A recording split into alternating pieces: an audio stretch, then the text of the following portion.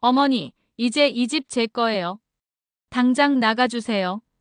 그날 미영이는 제게 차가운 미소를 지었습니다. 40살의 그 여자의 입가에 스민 잔인함을 저는 평생 잊을 수 없을 겁니다. 40여 년을 살아온 집, 남편과 아들의 웃음소리가 아직도 울려 퍼지는 곳, 제 삶의 전부였던 그 모든 것을 순식간에 빼앗기고 저는 길바닥에 나앉았습니다. 하지만 그 끔찍한 시작을 이해하려면 몇 달 전으로 돌아가야 합니다. 모든 일이 시작된 건 아들이 교통사고로 세상을 떠난 뒤였습니다. 그날 밤 병원 복도에서 제가 들은 소식은 청천벽력 같았습니다. 정민호 씨, 안타깝게도 의사의 차가운 목소리가 제 가슴을 찢었습니다. 29살의 아들. 아직도 제게 엄마 보고 싶어요라며 전화를 걸던 아들. 그 아이가 차가운 시체가 되어 제 앞에 누워 있었습니다. 저는 그 순간 온몸이 무너지는 걸 느꼈습니다. 장례식장에서 저는 무언가 이상한 것을 발견했습니다. 모두가 오열하는 가운데 며느리 미영의 눈만은 메말라 있었습니다. 그것도 모자라 입가에 묘한 미소가 스쳐 지나가는 것을 보았습니다. 설마. 저는 고개를 저었습니다. 슬픔에 지친 제가 헛것을 본 거라고 생각했습니다. 하지만 그 미소는 불길했습니다. 마치 오랫동안 기다려온 일이 드디어 일어났다는 듯한 표정이었습니다. 장례를 치르는 며칠 동안 미영은 완벽한 상주였습니다. 검정 한복을 입고 조문객들에게 인사를 하고 눈물을 뚝뚝 흘리며 남편을 그리워하는 척했습니다. 어머니, 정말 힘드시죠? 제가 모든 걸 챙길게요. 그녀의 목소리는 다정했습니다. 하지만 그 눈빛만은 차갑게 식어 있었습니다. 저는 그때까지도 며느리를 의심하지 않았습니다. 아니, 의심할 수가 없었습니다. 아들을 잃은 슬픔이 너무 커서 다른 건 보이지 않았으니까요. 사무제를 마치고 미영이 제게 말했습니다. 어머니, 이제 우리 둘만 남았어요. 힘을 내세요. 그 말에 저는 울음을 터뜨렸습니다. 그래, 미영아. 우리가 서로 의지하며 살아야지. 저는 며느리의 손을 꼭 잡았습니다. 하지만 저는 그때 모르고 있었습니다. 그 따뜻한 손길 뒤에 숨겨진 차가운 계산을. 아들이 죽고 일주일 후 미영이 제게 찾아왔습니다. 어머니, 회사 일로 급한 게 있어요. 그녀의 표정이 심각해 보였습니다. 민호 오빠가 운영하던 회사가 위험해요. 직원들 월급도 못 주고 있어요. 저는 깜짝 놀랐습니다. 아들이 그런 어려움을 겪고 있었다니. 어머니가 도와주셔야 해요. 아버님과 오빠가 남긴 재산으로 회사를 살려야 해요.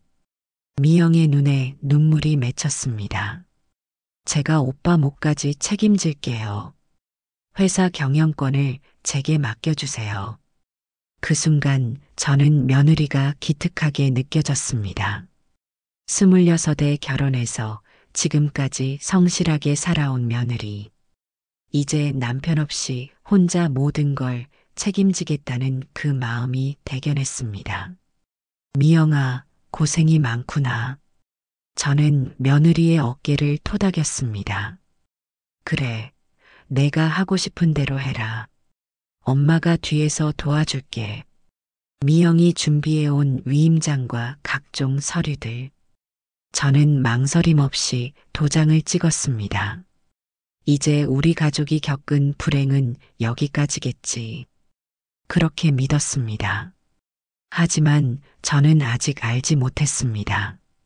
이 모든 게 계획된 일이었다는 것을.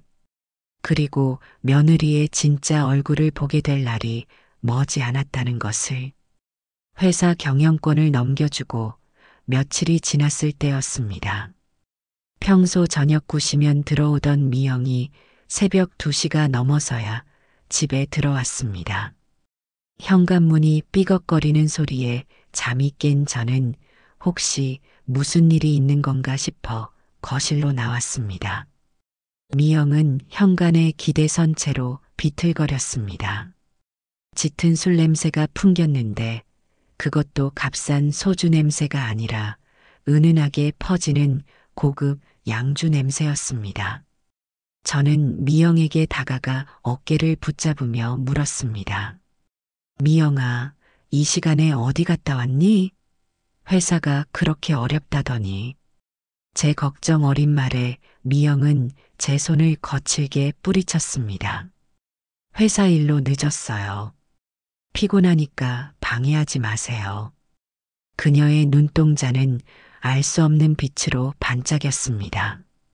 평소처럼 상냥하고 눈물이 그렁했던 제 며느리가 아니었습니다.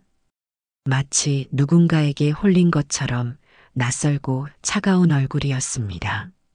저는 그저 젊은 과부가 새 출발하려나 보다 하고 애써 스스로를 위로했습니다. 일주일 후 식탁에 앉은 미영의 모습은 더 이상 예전의 며느리가 아니었습니다.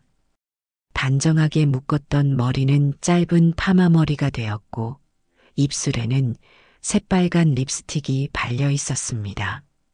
저를 보는 눈빛도 밥을 먹는 태도도 모든 것이 변해 있었습니다. 며칠 후 미영은 제게 또 다른 제안을 해왔습니다. 이번에는 집 명의를 제 이름에서 자신의 이름으로 옮겨달라는 것이었습니다. 어머니, 집 명의를 제 이름으로 옮겨주세요. 저는 깜짝 놀라 되물었습니다. 집을? 왜? 미영은 눈물을 글썽이며 말했습니다. 회사 담보로 은행에서 큰 돈을 빌려야 해요.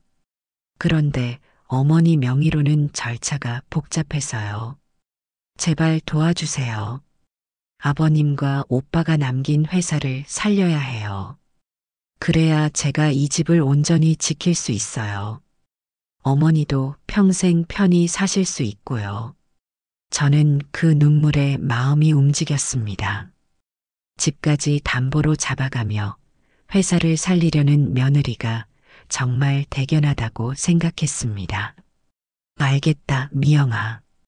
엄마가 도와줄게. 그렇게 저는 또 한 번 망설임 없이 도장을 찍었습니다.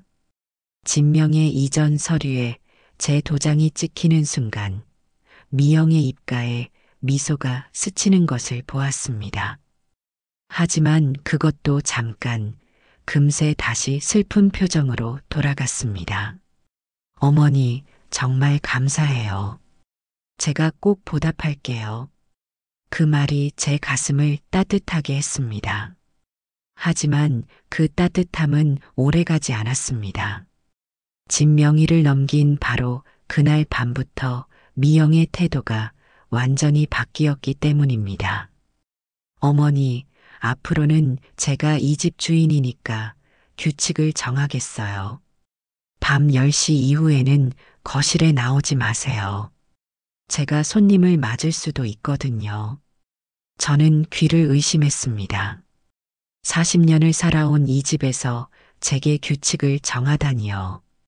저는 그날 밤 불안감에 잠을 이루지 못했습니다.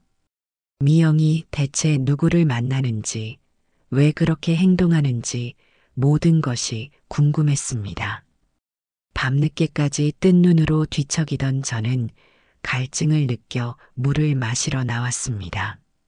거실을 지나치던 그때 안방 문틈으로 낯선 남자 목소리가 들려왔습니다. 자기야, 이제 집도 내 명의로 됐어. 미영의 목소리였습니다. 잘했어. 이제 할머니만 처리하면 모든 게 우리 거야. 낯선 남자의 목소리가 들렸습니다. 저는 온몸에 소름이 돋았습니다. 처리한다는 게 무슨 뜻이지? 가슴이 쿵쿵 뛰는 것을 느꼈습니다. 하지만 더 충격적인 말이 이어졌습니다. 여보, 그래도 시어머니인데 너무 심하지 않을까? 미영의 질문에 남자는 냉정하게 답했습니다. 심해? 지금까지 우리가 얼마나 참았는데. 이제 그만 끝내자. 걱정하지 마. 내가 다 계획해놨어. 곧 할머니는 자연스럽게 이 집을 떠날 거야. 저는 손으로 입을 막았습니다. 숨소리조차 나지 않게 하려고. 이무천, 당신이 없었으면 전 아무것도 못했을 거예요. 미영이 애교 섞인 목소리로 말했습니다. 이무천이라는 이름. 처음 들어보는 남자였습니다.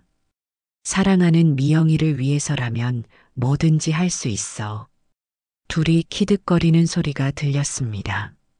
저는 그제야 깨달았습니다. 아들이 죽고 남편이 일군 회사와 집까지. 이 모든 것이 이 두 사람의 계획이었다는 것을, 그리고 며느리의 모든 눈물이 연기였다는 것을. 다음 날 아침 미영이 저에게 말했습니다. 어머니, 이제 이 집이 좀 답답해요. 요양원 알아볼까요? 그 말 한마디가 제 가슴을 송곳으로 찌르는 것 같았습니다. 어머니, 이제 이 집 제 거예요. 당장 나가주세요. 드디어 그날이 왔습니다. 미영이 제게 내민 것은 법원 판결문이었습니다. 뭐가 이런 판결이 나와? 저는 떨리는 손으로 서류를 받아들었습니다. 채무 변제를 위한 주택 경매 신청 승인. 미영아, 이게 무슨 소리니? 어머니가 제게 집을 넘겨주실 때 서명하신 서류 기억나세요? 미영의 목소리가 차갑게 식어 있었습니다. 그 안에 담보 설정 동의서도 포함되어 있었거든요. 저는 머리가 하얘졌습니다. 그때 서류를 제대로 읽어보지 못했던 제 자신이 원망스러웠습니다. 회사 빚을 갚기 위해서 집을 팔 수밖에 없어요. 어머니도 이해해 주세요. 하지만 미영의 표정에는 미안함이라고는 찾아볼 수 없었습니다. 오히려 승리감에 가득한 얼굴이었습니다. 미영아, 그럼 나는 어디로 가라는 거니? 제가 간절히 물었지만 그녀는 고개를 돌렸습니다. 그건 어머니가 알아서 하세요. 전 이제 새 출발해야 하니까요. 그 순간 제 온몸에 힘이 빠졌습니다. 40년 넘게 살아온 집, 남편이 벽돌 하나하나 쌓아 올린 추억의 공간, 아들이 첫걸음을 뗀 마루, 모든 것이 하루아침에 남의 것이 되었습니다. 일주일 안에 나가세요. 새 주인이 들어올 예정이거든요. 미영이 마지막 통보를 하고 나갔습니다. 저는 빈 집에 혼자 남겨졌습니다. 어디서부터 정리해야 할지 막막했습니다. 평생 모은 살림살이들, 남편과 아들의 사진들, 하나하나가 다 소중한 추억이었는데 저는 작은 가방 하나에 최소한의 옷까지만 담았습니다. 그리고 남편과 아들 사진 몇 장. 그것이 제가 가져갈 수 있는 전부였습니다. 일주일 후 정말로 집을 나와야 했습니다. 갈 곳이 없었습니다. 친구들은 대부분 세상을 떠났거나 요양원에 계셨고 친척들은 연락이 끊긴 지 오래였습니다. 결국 저는 동네 고시원에 방 하나를 얻었습니다. 월세 30만 원. 제 전 재산은 통장에 있던 200만 원이 전부였습니다. 고시원 방은 화장실도 없는 작은 곳이었습니다. 사평도 안 되는 공간에 침대 하나와 작은 책상이 전부. 76년을 살아온 제가 마지막에 도착한 곳이 이런 곳이라니. 저는 침대에 앉아 하염없이 울었습니다. 그런데 며칠 후 더 큰 충격이 기다리고 있었습니다. 동네를 나갔다가 우연히 제 집 앞을 지나가게 되었습니다. 그런데 거기서 믿을 수 없는 광경을 목격했습니다. 미영이 남자와 함께 웃으며 나오고 있었습니다. 바로 그 이무천이었습니다. 여보, 이제 정말 우리 집이네. 미영이 이무천의 팔짱을 끼며 말했습니다. 그래, 고생 많았어. 이제 편하게 살자. 둘이 입맞춤을 하는 모습을 보고 저는 현기증이 났습니다. 집이 경매로 넘어간 게 아니었습니다. 처음부터 미영과 이무천이 계획한 일이었던 겁니다. 저를 속여서 집을 빼앗은 뒤 둘이 함께 살려고 한 것이었습니다. 그 할머니는 어떻게 됐어? 이무천이 물었습니다. 고시원에서 근근히 살고 있대요. 곧 돈 떨어져서 나올 텐데 뭐. 미영이 무심하게 대답했습니다. 그럼 더 이상 신경 쓸 필요 없겠네. 이제 우리 마음대로 해도 되고. 둘이 키득거리며 집 안으로 들어갔습니다. 저는 그 자리에 서서 온몸이 떨렸습니다. 분노와 배신감, 그리고 절망감이 한꺼번에 밀려왔습니다. 내가 이렇게 당하고만 있어야 하나? 그때까지만 해도 저는 그냥 참고 살아야 한다고 생각했습니다. 늙고 힘없는 노인이 할 수 있는 일이 뭐가 있겠어요? 고시원으로 돌아가는 길에 저는 아들 생각이 났습니다. 민호야, 엄마가 이 모든 걸 다 빼앗겼단다. 마음속으로 아들에게 말했습니다. 내가 남긴 회사도 아빠가 지은 집도 모든 게 다 없어졌어. 눈물이 또 흘렀습니다. 고시원 방에 돌아와서 저는 아들의 유품 상자를 꺼냈습니다. 마지막 남은 추억이라도 다시 한번 보고 싶었습니다. 아들이 어릴 때 쓴 일기장, 군대에서 보낸 편지들, 그리고 맨 아래 있던 봉투 하나, 엄마에게라고 쓰여 있었습니다. 저는 처음 보는 봉투였습니다. 떨리는 손으로 봉투를 열었습니다. 그 안에는 아들의 마지막 편지가 들어 있었습니다. 편지를 읽는 순간 저는 온몸에 전율이 일어나는 것을 느꼈습니다. 그리고 깨달았습니다. 이 모든 일이 단순한 우연이 아니었다는 것을. 그제야 저는 모든 것이 그들의 계획이었음을 깨달았습니다. 이제 무엇을 해야 할지 알게 되었습니다. 고시원으로 돌아온 저는 말 그대로 무너져 내렸습니다. 사평도 안 되는 작은 방, 창문 하나 없는 감옥 같은 공간에 앉아 하염없이 눈물만 흘렸습니다. 제 삶의 전부였던 집, 남편의 흔적, 아들의 추억이 모두 한순간에 사라진 것 같았습니다. 76년을 살아오며 단 한 번도 느껴보지 못한 절망감이 제 온몸을 짓눌렀습니다. 밥도 넘기지 못하고 며칠을 누워만 있었습니다. 모든 것이 끝이라고 생각했습니다. 늙고 힘없는 제가 할 수 있는 일이 아무것도 없다고 믿었으니까요.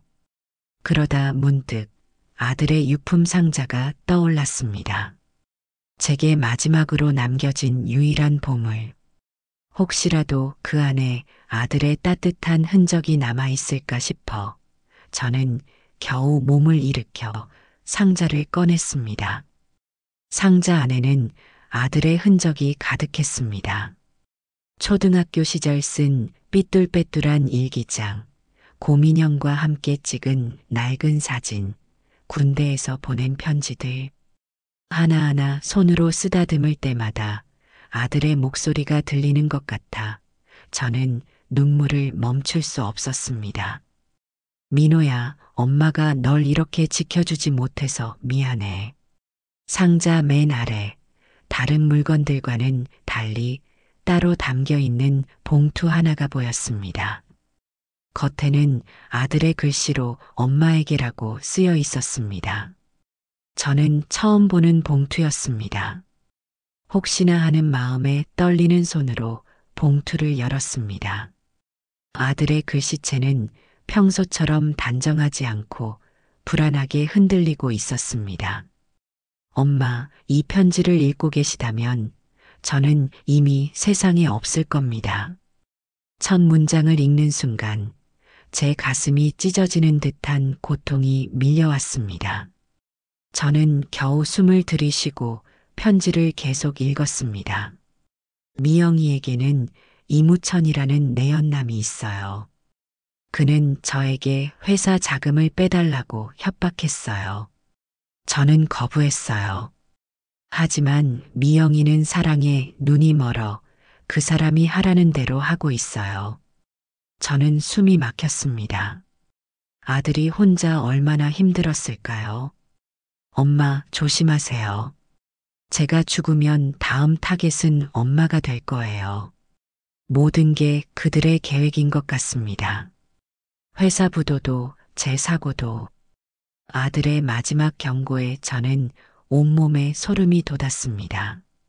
그들의 추악한 계획에 아들이 희생되었을지도 모른다는 생각에 분노가 치밀어 올랐습니다.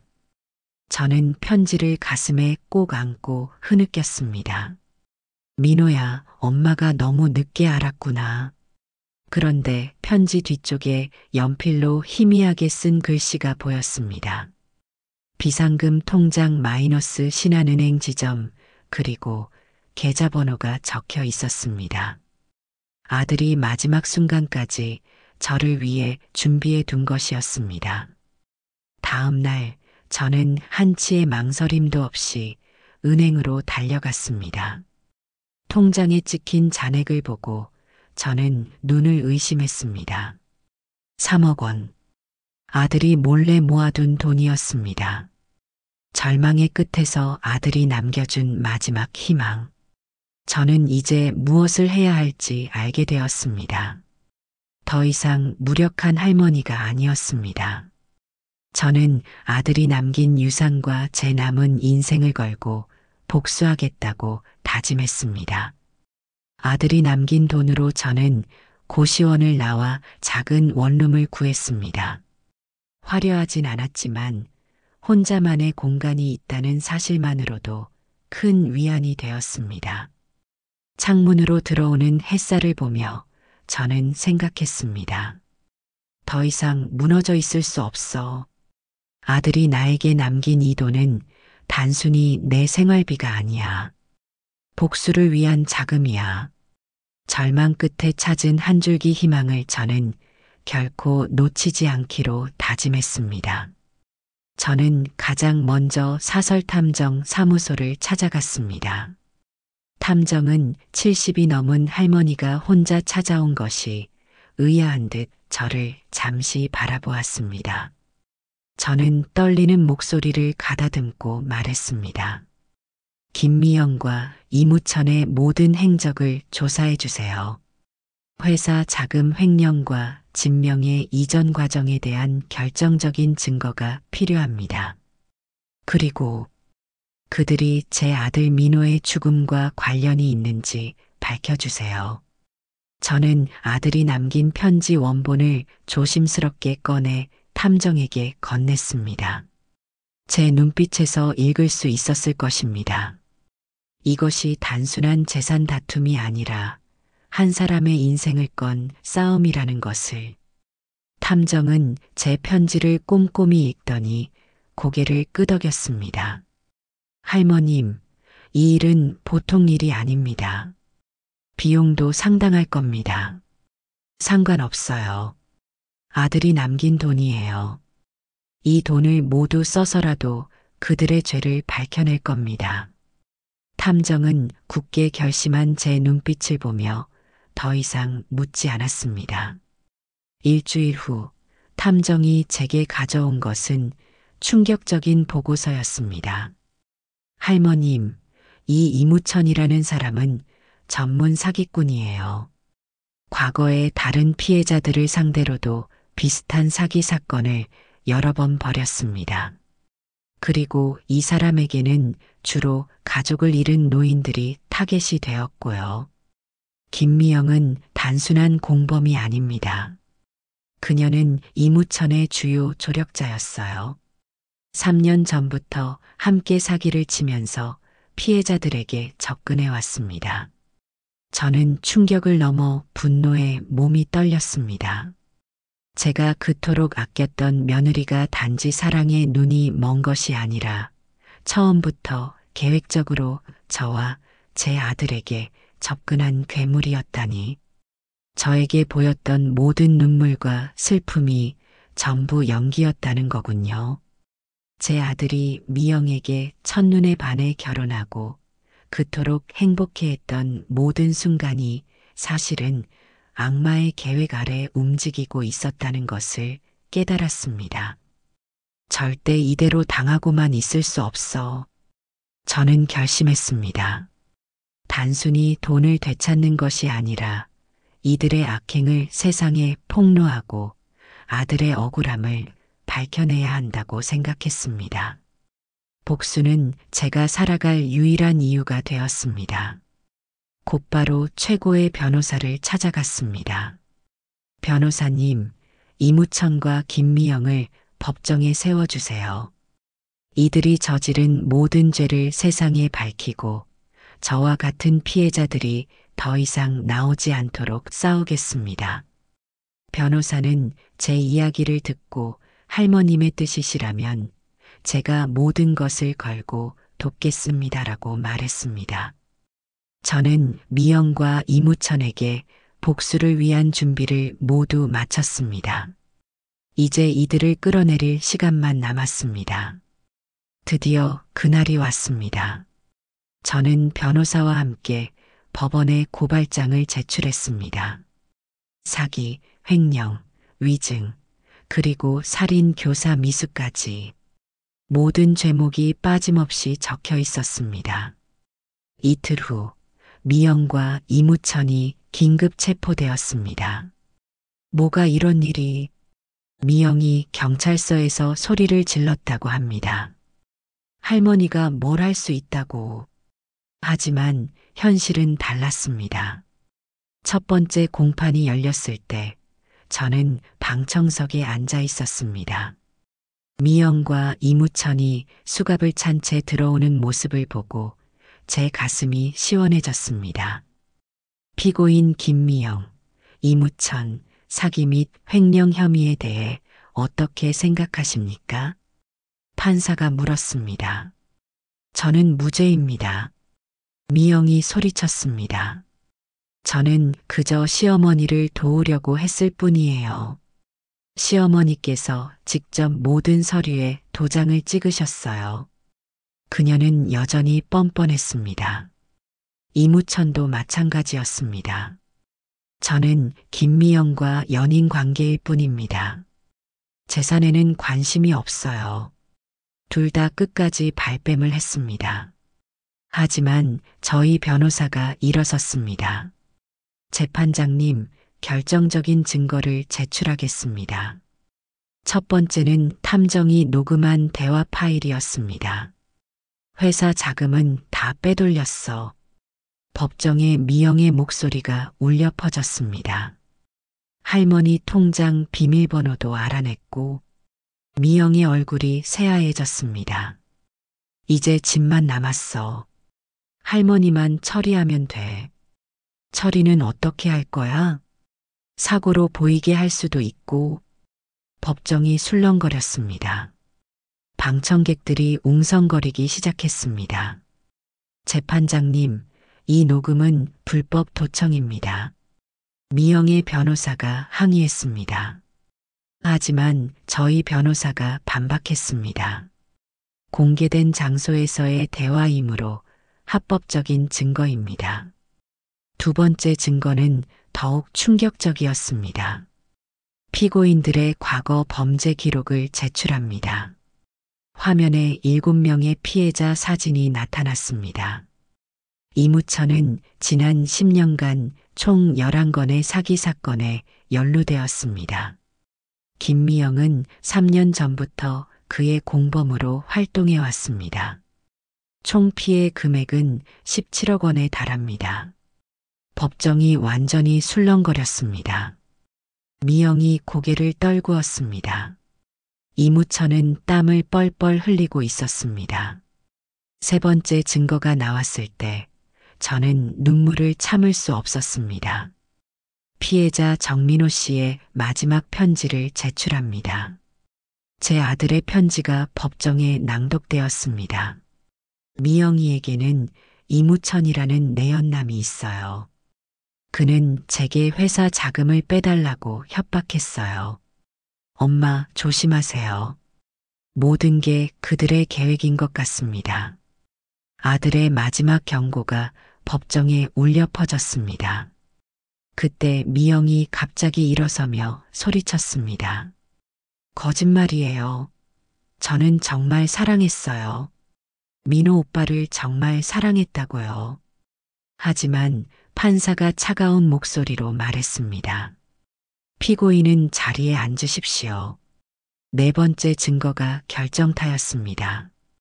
피고인들이 다음 타겟으로 노린 성남의 박 씨에 대한 증거입니다. 이미 접근을 시작했으며 재혼을 전제로 접촉하고 있었습니다. 미영과 이무천이 완전히 무너졌습니다. 이무천이 갑자기 일어서서 소리쳤습니다. 이 모든 게 김미영이 꾸민 일이에요. 저는 그냥 이용당한 거예요. 그러자 미영이 발끈했습니다. 뭐라고? 당신이 저를 꼬드긴 거잖아요. 처음에는 정말 사랑한다고 했으면서 둘이 법정에서 서로를 비난하기 시작했습니다. 당신이 시어머니 죽이자고 했잖아요. 내가 언제 그런 말을 했어. 내가 먼저 제안했지. 그들의 추악한 민낯이 모든 사람들 앞에서 드러났습니다. 저는 그 모습을 보며 마음이 복잡했습니다. 한때는 며느리라고 부르며 아꼈던 사람. 이제는 완전히 낯선 괴물이 되어 있었습니다. 판사가 정숙을 외쳤습니다. 피고인들은 조용히 하십시오. 마지막으로 저희 변호사가 말했습니다. 재판장님, 피해자는 76세의 노모입니다. 평생 가족을 위해 헌신한 분이 이런 배신을 당해서는 안 됩니다. 엄중한 처벌을 원합니다. 법정이 조용해졌습니다. 판사가 천천히 입을 열었습니다. 이 사건은 단순한 재산 범죄가 아닙니다. 가족관계를 악용한 극히 악질적인 범죄입니다. 특히 살인 교사 미수는 절대 용서할 수 없습니다. 그 순간 미영이 완전히 무너져 내렸습니다. 어머니, 죄송해요. 정말 죄송해요. 하지만 이미 늦었습니다. 저는 일어서서 마지막 말을 했습니다. 재판장님, 저는 용서할 생각이 없습니다. 제 목소리가 법정에 울려 퍼졌습니다. 일주일 후 마침내 판결이 내려졌습니다. 저는 방청석 가장 앞자리에 앉아 판사의 입을 굳게 바라봤습니다. 판사의 목소리가 차갑고도 단호하게 법정 안에 울려 퍼졌습니다. 피고인 김미영, 사기 및 횡령 혐의로 징역 7년. 피고인 이무천, 상습 사기 및 살인 교사 미수 혐의로 징역 10년에 처한다. 또한 저는 모든 재산과 회사 지분, 그리고 피해 배상금까지 전부 돌려받게 되었습니다. 미영은 판결을 듣고 그 자리에서 주저앉아 버렸고 이무천은 체념한 듯 고개를 떨궜습니다. 그들은 수갑을 차고 허탈한 표정으로 끌려나갔습니다. 저는 이 완벽한 승리를 위해 제 모든 것을 걸고 싸웠습니다. 하지만 이상하게도 가슴속은 그 어떤 희열도 없이 그저 텅 비어 있었습니다. 복수가 성공했는데 왜 기쁘지 않은 걸까요? 왜 이토록 허무한 걸까요? 택시를 타고 집으로 돌아가는 길 내내 저는 창밖을 멍하니 바라보았습니다. 익숙한 풍경인데도 낯설게 느껴졌습니다. 차가 멈추고 현관문을 열었을 때 집은 저를 반기기는커녕 낯선 이방인처럼 차갑게 느껴졌습니다. 현관문을 열자마자 이상한 냄새가 났습니다. 제가 알던 집의 냄새가 아니었습니다. 마당 한가운데 남편이 심고 아들이 매년 감을 따던 감나무는 뿌리째 뽑혀 있었고 그 자리에는 알 수 없는 장식물들이 덩그러니 놓여 있었습니다. 안으로 들어서자 더 큰 절망이 저를 기다리고 있었습니다. 거실 벽을 가득 채웠던 가족 사진들은 모두 사라지고 낯선 그림이 걸려 있었습니다. 미영과 이무천이 샀을 가구들은 제게 아무런 온기도 주지 못했습니다. 마치 다른 사람의 집에 잘못 찾아온 것 같았습니다. 저는 한 걸음씩 느리게 걸어 아들 방으로 향했습니다. 마지막 희망을 찾듯 아들의 방문을 조심스럽게 열었습니다. 하지만 그곳 역시 제 기억 속의 아들 방이 아니었습니다. 벽지는 짙은 파란색으로 바뀌어 있었고 아들이 아끼던 낡은 책장 대신 차가운 철제 선반이 놓여 있었습니다. 저는 아들의 흔적을 찾기 위해 방 안을 서성였습니다. 하지만 아무리 찾아도 아들의 채취도 온기도 느껴지지 않았습니다. 저는 결국 바닥에 주저앉아 소리 없는 울음을 터뜨렸습니다. 복수는 끝났는데 제 삶은 여전히 공허했습니다. 되찾은 집은 빈 껍데기에 불과했고 통장에 찍힌 거액의 돈도 저에게 아무런 위안을 주지 못했습니다. 저는 이제 무엇을 위해 살아야 할지 알 수 없었습니다. 아들이 없는 삶은 복수라는 목표가 사라지자 더욱 막막하게 느껴졌습니다. 그때 초인종이 울렸습니다. 탐정이었습니다. 할머님, 축하드립니다. 그는 제 손을 잡으며 말했습니다. 할머님의 판결 소식을 듣고 다른 피해자들이 할머님을 만나고 싶어 합니다. 탐정은 여러 장의 명함을 제게 건넸습니다. 부산에서 온 이 할아버지, 대구에서 온 박할머니, 그들의 사연은 제 것과 너무나도 닮아 있었습니다. 저처럼 가족을 잃고 재산을 뺏긴 분들이었습니다. 저는 그제야 깨달았습니다. 제 아픔이 저만의 것이 아니라는 것을, 제 복수가 다른 사람들의 복수이자 희망이 될 수 있다는 것을요. 절망의 끝에서 저는 새로운 삶의 이유를 발견했습니다. 이들을 돕는 것이야말로 아들이 제게 남겨준 마지막 선물이라는 것을요. 저는 그들에게 답장하기 위해 굳게 결심했습니다. 며칠 후 저는 탐정에게서 명함을 받은 다른 피해자들을 만났습니다. 우리는 서로의 아픔을 나누며 뜨거운 눈물을 흘렸습니다. 제게 할머니 덕분에 제 억울함도 풀렸어요 라고 말하는 그들의 눈빛에서 저는 묘한 위안을 얻었습니다. 그들의 이야기를 들으며 저는 제 돈의 가치를 다시 생각했습니다. 이 돈은 단순한 배상금이 아니었습니다. 저와 같은 억울한 사람들을 도우라는 아들의 마지막 유언이자 제가 앞으로 살아갈 새로운 삶의 씨앗이었습니다. 저는 중요한 결정을 내렸습니다. 변호사를 불러 이 모든 재산을 사회에 환원하고 싶다고 말했습니다. 사기 피해자를 돕는 재단을 만들고 싶어요. 제가 겪은 일을 다른 사람들이 당하지 않도록 돕고 싶어요. 한 달 후 정의재단이라는 이름의 재단이 설립되었습니다. 저는 재단 이사장이 되어 다른 피해자들과 함께 일했습니다. 사기 피해자 상담센터를 열고 무료 법률 지원을 제공했습니다. 매일같이 걸려오는 전화, 저에게 손을 내미는 수많은 사람들의 목소리. 저는 그들이 저처럼 홀로 무너지지 않도록 손을 잡아주었습니다. 제 아픔은 더 이상 저만의 것이 아니었습니다. 복수가 끝난 후의 공허함은 서서히 희망으로 채워지고 있었습니다. 어느 날 교도소에서 미영의 면회 요청이 왔습니다. 저는 마지막으로 그녀의 얼굴을 보고 싶어 면회실로 향했습니다.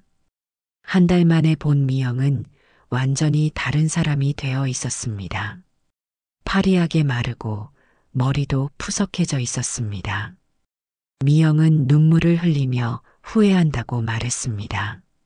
어머니, 정말 죄송해요. 사랑에 눈이 멀어.